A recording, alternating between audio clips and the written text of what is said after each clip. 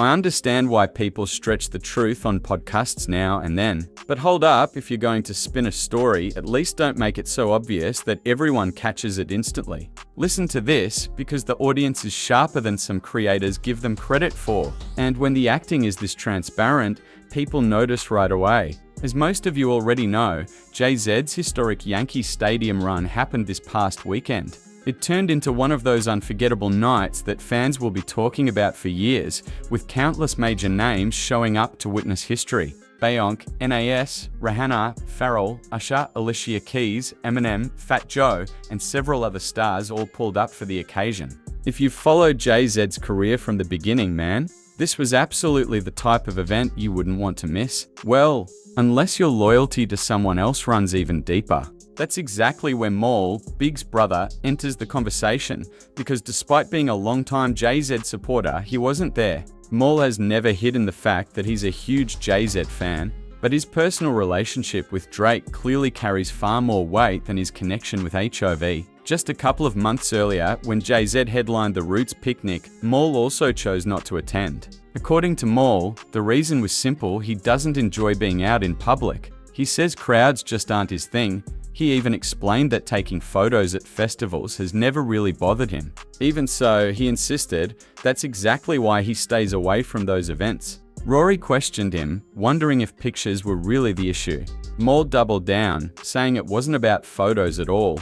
Instead, he described being stuck in a hot, crowded festival surrounded by people as something he simply doesn't enjoy. Because of that, Rory ended up attending the concert alone to represent the Rory and Maul podcast. When it came to Jay-Z's Yankee Stadium run, fans actually had 3 separate nights to choose from. There was Friday, Saturday, and Sunday, giving everyone multiple opportunities to be there. If Friday didn't work because of plans, then Saturday was still available. And if Saturday was booked too, Sunday was right there waiting.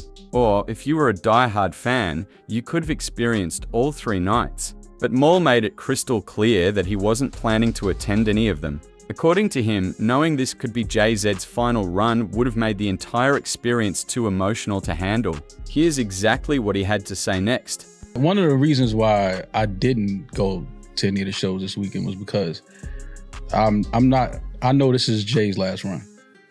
Like, I know this is it. Like, and I don't want to face that as just a fan, as somebody. Like, I don't want to. It's like going to the funeral of somebody you love. You can't do I don't want to face that, bro. Like, this is the epitome of this is it. This is the victory lap. This is, like, I'm done, bro. I'm 60 years old. This is just looking back at everything I've done, the moments that I've created, the music I've given, the culture and things like that. And I don't know if I was ready, ready to see that. It was just too much. It was like, nah, let me just chill. I'll see the clips, some streams here and there. But I was just like, I'm not ready to see Jay on stage in New York, possibly for the last time. Nah, I'm not ready for that, man. It's not, because then it's what's next? What's after that? What do we have after that? Like, it's some real shit. It's some real questions and conversations we have to have coming off of this whole run right here. Like, what's next? Maybe we need to thank the city of New York for denying the Caesars Palace Casino. Because had Roc Nation gotten that bid, I don't know if we would have gotten any of this shit. I don't know if we would have ever gotten Jay back on stage again. Thank you, the city of New York, for getting Jay back on stage. Because if they denied that, he would be in Times Square right now. No. This, first of all, wouldn't even been open yet. But no, and I'm joking because obviously they planned this. Yeah, this was years in advance. This is literally what it is. A 30-year anniversary for my first album. And if you remember correctly, he always said his first album was his last album. So now you look back 30 years and all I've accomplished and everything he's doing in business now, family, his wife, being who she is. And, it's like, at some point you got to be like, yo, I'm cool. Like, I'm done, man. This was him cementing his legacy as if it wasn't already cemented. But, let me do Yankee Stadium, and then let me go out west, and then let me go to London and Paris. But this is the victory lap. This is why Encore just feels a little different now when you hear it. Everything he's saying in it, it's like, came true. Oh shit! Like you really said all that shit before it happened. And it happened exactly how you said it. You get what I'm saying? So that's why it just hits a little different now. I love seeing him and Nas on stage together. I was, kind of thinking, even seeing that, like, damn, we really missed a Nas J tour. Like, what if we had gotten that? Like a whole Nas J run together. You know what I'm saying? Like, and then you got to look, these guys are, who else can do what they doing at their age? Like, who now can do what at 56 plus, 52 plus years old can do and look like Jay and Nas that we have in our culture? Like, who? It just shows how young hip hop is. It's the first time we've ever seen it.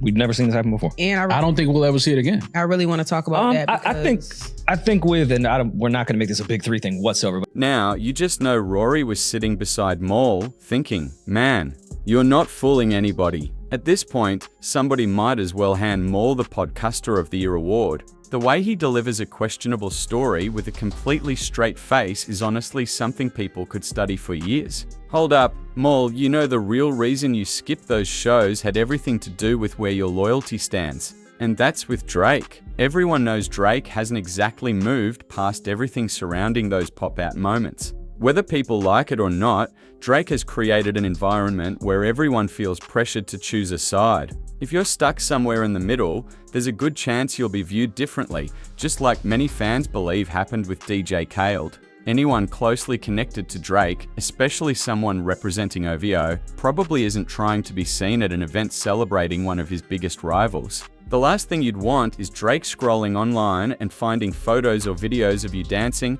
smiling, and enjoying a concert where he's the target of the biggest moments. Rest in peace to Kobe, but think back to his farewell season for a second. Kobe supporters packed arenas everywhere he played. Fans even traveled from different countries just to witness those final games in person. So if you genuinely believed this was Jay-Z's last major run, you'd make every effort to be inside that stadium. There's just no convincing me that watching what could be Jay-Z's final performance through a screen would ever compare to experiencing it live. And personally, I don't think Maul was avoiding the spotlight. I think once he publicly aligned himself with Drake, the decision became pretty obvious. There you are. It ain't no side to pick because it's not beef.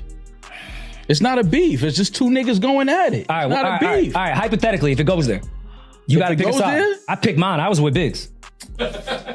Nah, I ain't gonna lie. I might have to ride with my man Drake, man. Over your actual family? Yeah, man. All right. Oh my God. I've defended you for so long. Things are misunderstood. Y'all don't understand. I gotta ride with my man. I even explained certain things to fans. It's my man. That looks like you don't understand. How would you feel? Listen, Hov is big, bro. But I'm just saying, in a frilly little fade with my man, I gotta go with my man, dog. I gotta go with my man. It ain't gonna be nothing. It ain't getting physical. It ain't none of that. But if it's a frilly fade and my man versus big bro, yo, listen, man, it gotta go down. Let me get this camera. Biggs, I'm your little brother now. I'm your little brother now. I'm the captain now. I'm your little brother now. I gotta go with my man. I'm your little brother now. I gotta go with my man. What y'all want me to do? I gotta root for my man. Now, before anyone runs with that narrative, remember this Jay-Z has already announced 3 or 4 more performances, including a major stop in Los Angeles. Listen to this, man, for the people who simply love music and refuse to pick a so-called side, life is a whole lot easier. You can show up to whatever concert you want without worrying about who might be watching. You can walk into any event, enjoy the music, and vibe with whoever is there without feeling like you've betrayed somebody. That's the freedom of being a fan instead of treating entertainment like a loyalty test. But that OVO chain, man, for some people, it could end up costing them experiences they'll never get back. It may keep certain people away from incredible performances and unforgettable nights that become part of music history forever.